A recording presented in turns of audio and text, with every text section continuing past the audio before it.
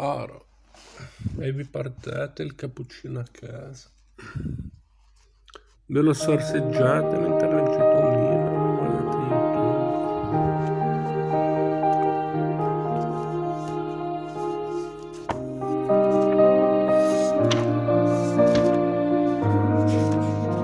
La liberazione di Lucia.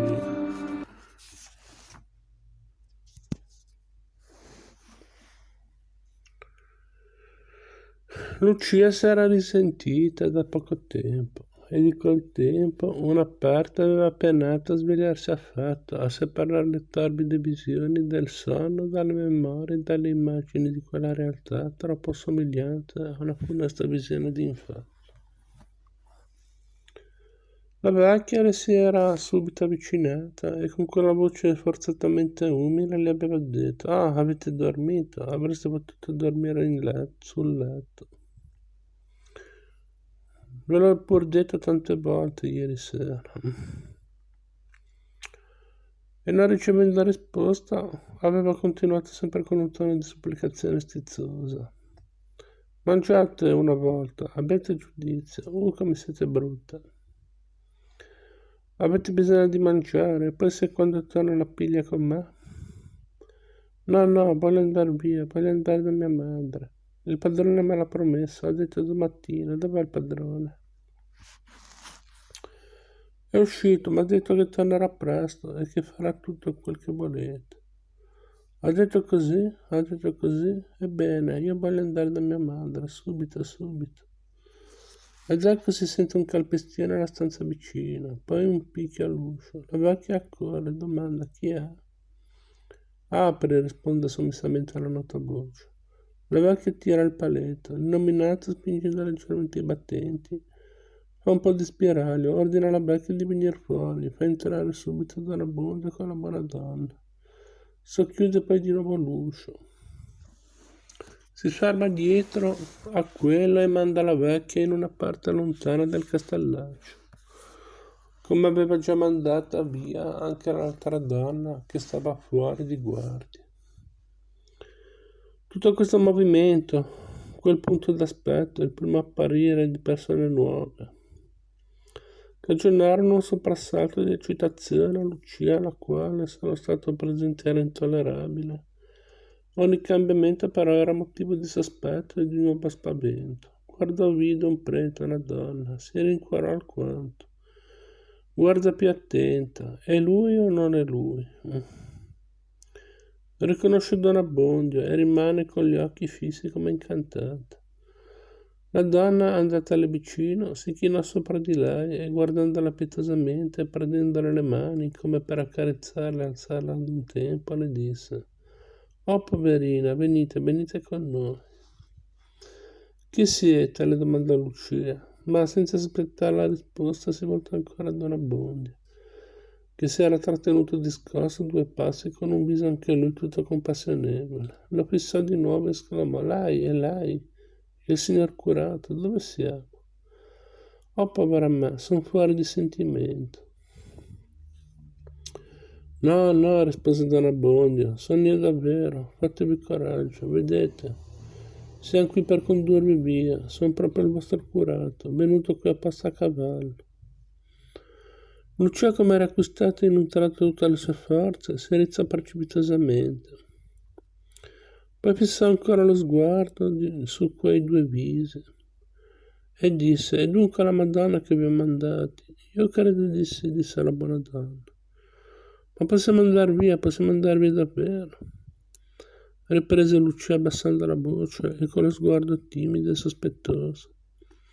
«E tutta quella gente», continuò con le labbra contratte e tremanti di spavento e d'orrore, «e quel signore, quell'uomo, già me l'aveva promesso. E qui anche lui in persona, è venuto a passare con noi», disse Don Abbondio. «È qui fuori che aspetta, andiamo presto, non lo facciamo aspettare un par suo». Allora quello di cui si parlava spinse l'uscio e si fece vedere. Lucia, che poco prima lo desiderava, anzi non avendo speranza in altra cosa del mondo, Non desiderava che lui, ora dopo aver veduto i visi e sentito voci amiche, non poter reprimere un subitaneo ribrezzo. Si riscosse, ritenne il respiro, si strinse alla buona donna e le nascose il viso nel seno. L'illuminato alla vista di quell'aspetto, sul quale già le sere avanti non aveva potuto tenere fermo lo sguardo, di quell'aspetto reso ora più squallido, sbattuto, affannato dal patire prolungato e dal digiuno, era rimasto lì fermo, quasi sull'uscio. Nel vedere quell'atto di terrore abbassò gli occhi, stette ancora un momento immobile e muto. Indi rispondendo a ciò che la poverina non aveva detto, è vero, esclamò, perdonatemi. Viene a liberarvi, non è più quello, è diventato buono, sentite che vi chiede perdono. Diceva la buona donna all'orecchio di Lucia.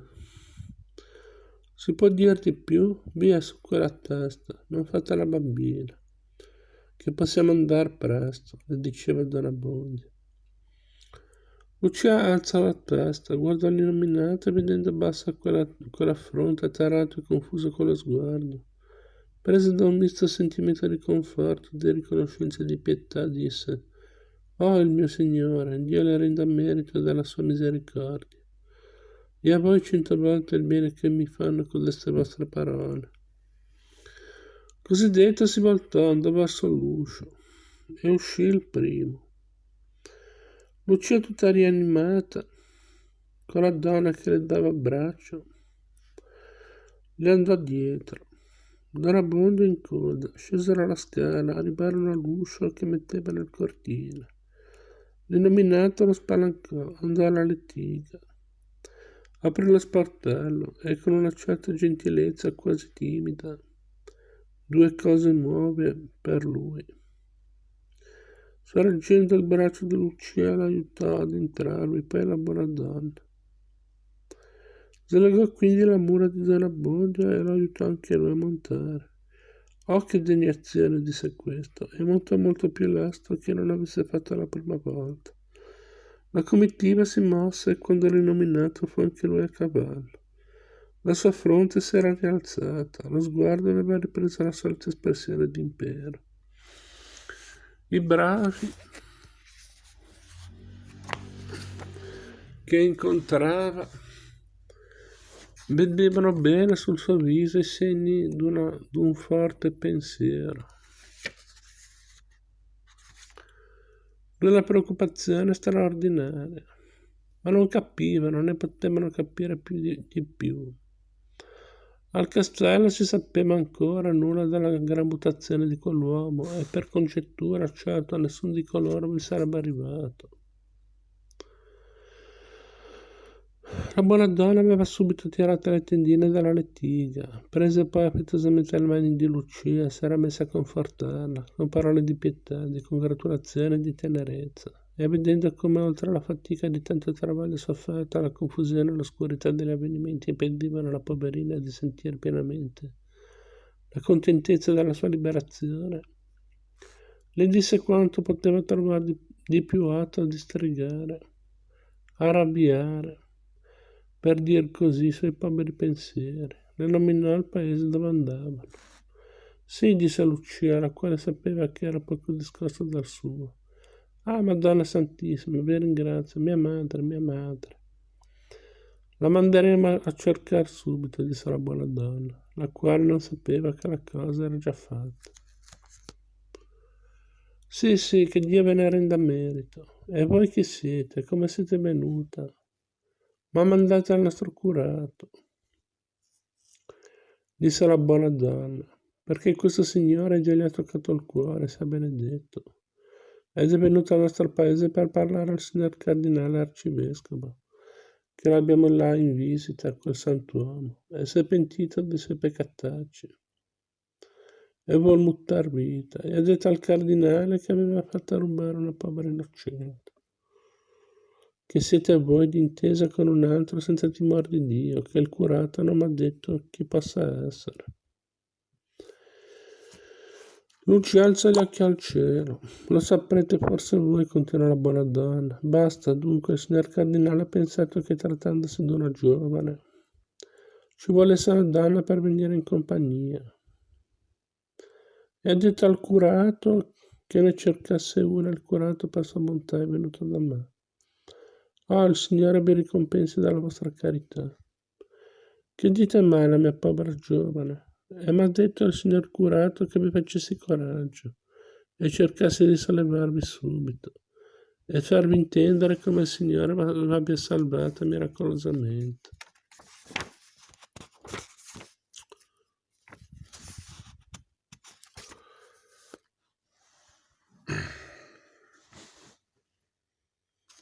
Ah sì, proprio miracolosamente, per intercessione della Madonna. Dunque che stiate di buon animo e perdonare a chi vi ha fatto del male e essere contenta che Dio gli abbia usata misericordia. Anzi, pregare per lui, che oltre all'acquistarne il merito, vi sentirete anche allargare il cuore. Lucia rispose con uno sguardo che diceva di sì, tanto chiaro come avrebbero potuto fare le parole, e con una dolcezza che le parole non avrebbero saputo esprimere. Brava giovane, riprese la donna, e trovandosi al nostro paese anche il nostro curato, che ce n'è tanti di tutto il contorno da mettere insieme 4 uffici generali.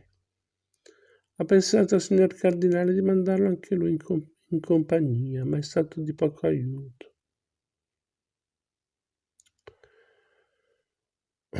Già l'avevo sentito dire che era un uomo da poco, ma in questa occasione ho dovuto proprio vedere che è più impicciato che un pulcino alla stoppa. E questo, domandò Lucia, questo che è diventato buono, chi è? Come non lo sapete, disse la buona donna, e lo nominò. Oh misericordia, esclamò Lucia. Quel nome quante volte l'avevo sentito ripetere con orrore in più di una storia, in cui figurava sempre come in altre storie quello dell'orco. E ora il pensiero d'essere stata nel suo terribile potere ed essere sotto la sua guardia pietosa, al pensiero di una così orrenda sciagura e di una così improvvisa redenzione, a considerare di chi era quel viso che aveva veduto burbero, poi commosso, poi umiliato, rimaneva come estatica, dicendo solo ogni poco, oh misericordia. È una grande misericordia davvero, diceva la buona donna. Deve essere un gran sollievo per mezzo mondo, a pensare quanta gente teneva sopra. E ora come mi ha detto il nostro curato, e poi solo a guardarlo in viso. È diventato un santo e poi si vedono subito le opere.